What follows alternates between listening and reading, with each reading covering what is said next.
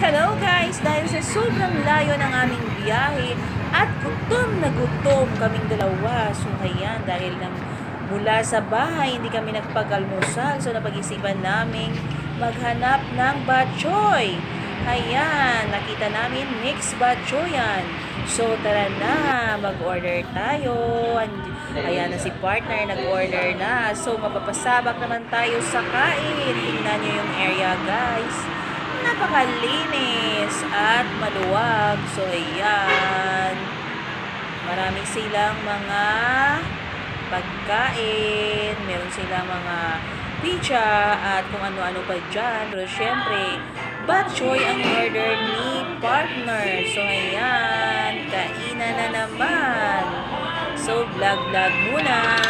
Picture taking. So, ano pang hinihintay nyo? Gutom na kami. So, kain-kain na. Wow, sarap na sarap. Gutom na talaga si partner. Napakalayo kasi ng pinangalinan namin.